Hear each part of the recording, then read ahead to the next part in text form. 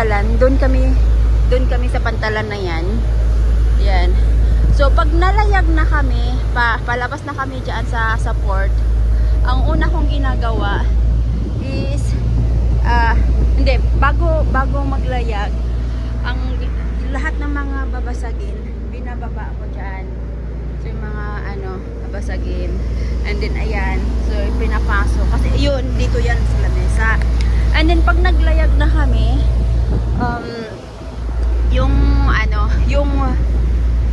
yung parang salvavida kung tawagin sa atin, yan tender.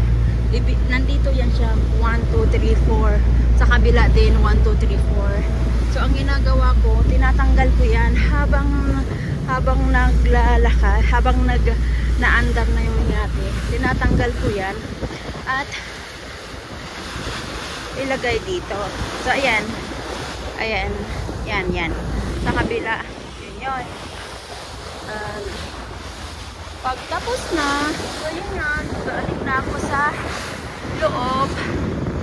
Yun yung mga bisita nasa taas, naka sunbathing sa taas. So yun yung island, nakaraan nandun kami. And then so today is pupunta kami sa Villefranche para lang mag-lunch sa yate habang nakalutang. Okay? So balik na tayo sa loob kasi mainit na yung ating face lock. And balik na ako sa loob. Start na ako mag-prepare for something for lunch kasi nga magla-lunch sila sa loob ng yate habang kami ay nag-a-anchor.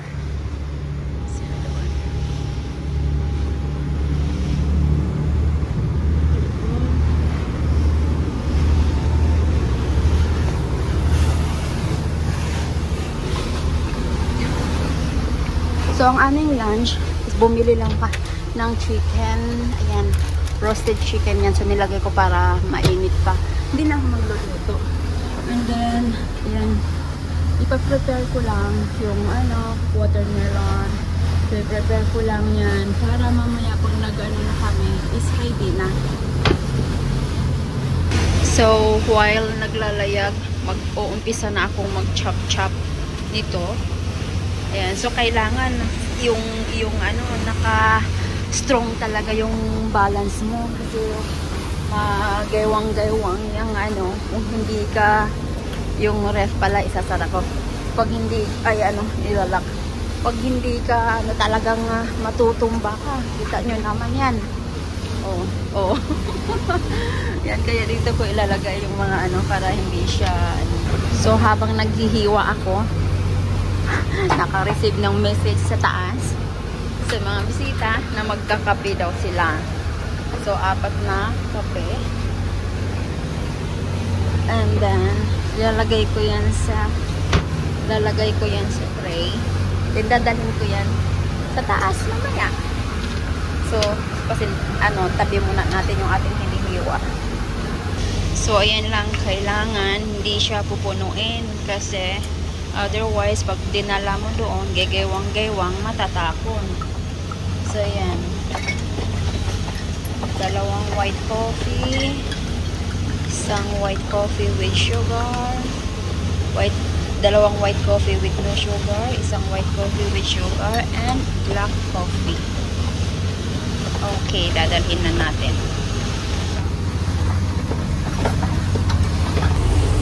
Galing ko lang sa taas as in struggling.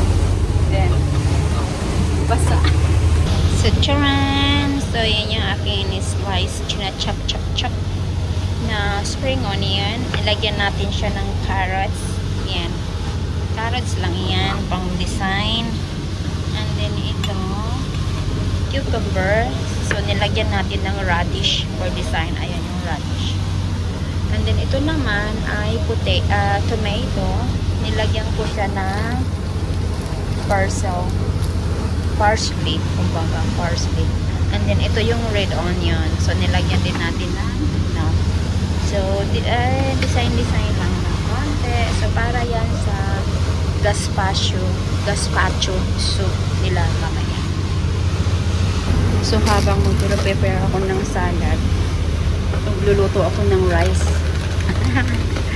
Ayan, rice sa akin at sa kay Kapitan. Diba? So, diskarte lang. So, nag-stop na kami pero masyado pang maaga for lunch. So, mag-wine muna sila. Wine and waters coming up.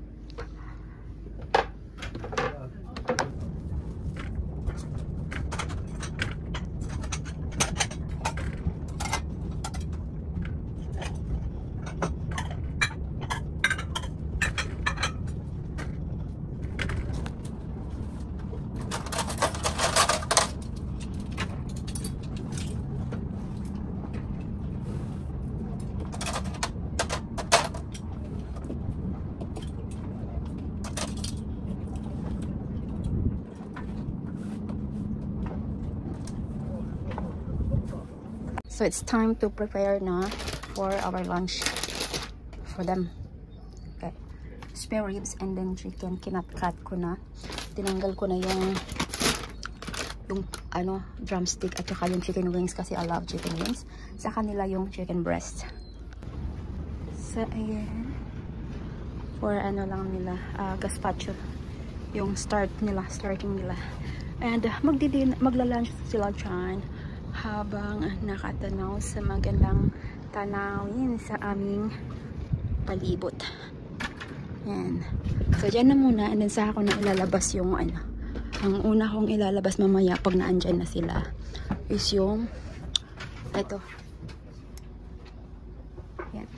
So, yung kumakain na sila doon ng starter. And then, ito yung kanilang main dish. So, yan. Salad, manok, spare ribs, and then sliced bread with, and then later, yun yung panghimagas nila, yung cheese. And then, mayroon pa pala, hindi ko nang makalimutan. Ang kanilang watermelon. And of course, sa amin ni Kapitan, rice. So mamaya na kami diyan kami kakain. Mamaya na kami kakain pag naihatid ko na yan doon sa likod. Ayan, ang ganda ng tanawin dito. Ang mga isda. Makikita lang ba yung mga isda?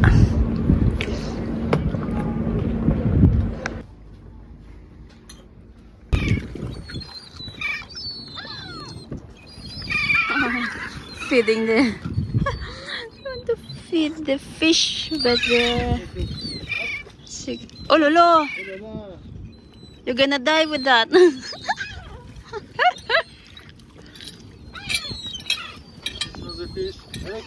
at the fish.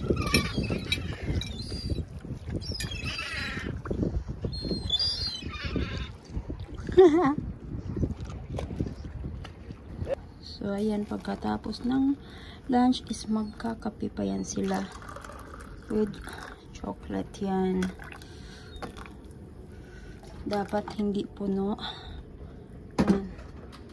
Ayan. Ayan yung ating dishwasher. I-deliver na natin doon sa kanila. Sa wakas natapos din ako dito sa kusina. Ayan. Nasa dishwasher na and time is so ayan, resting time. Magre-rest na muna tayo.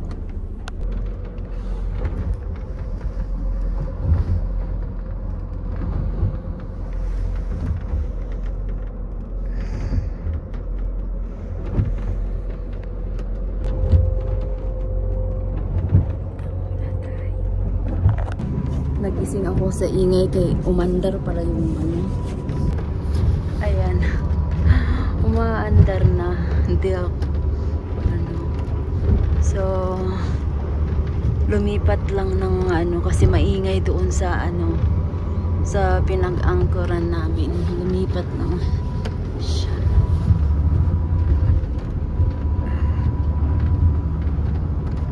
Hindi na ako makakatulog. Ayan. So lumipat pala kami dito banda.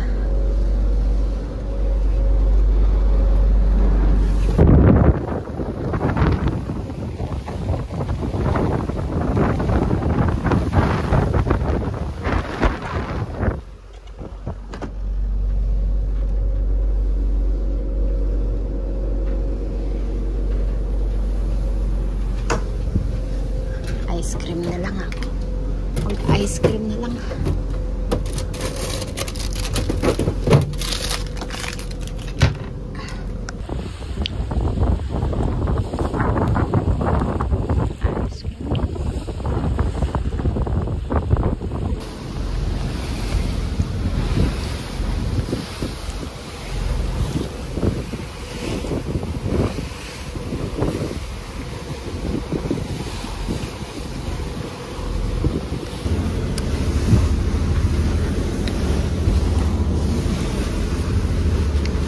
Ayaw po ng chocolate at sa ice cream.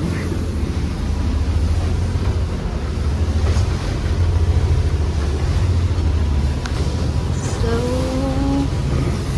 we're going back to the port na.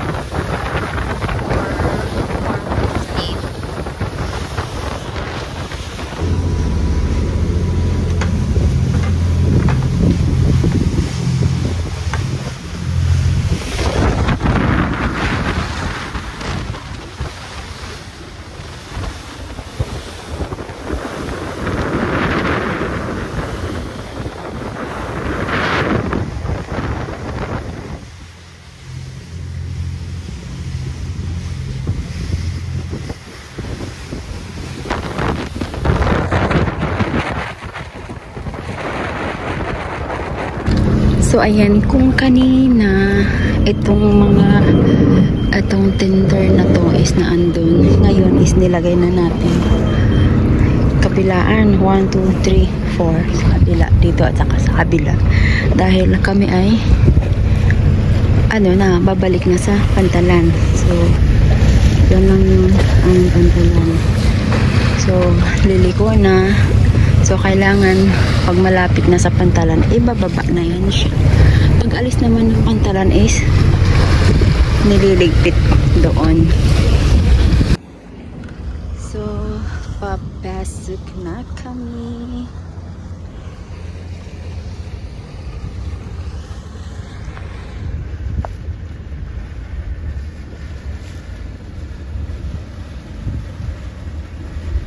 Diyan kami, oh. Ayan. Daan.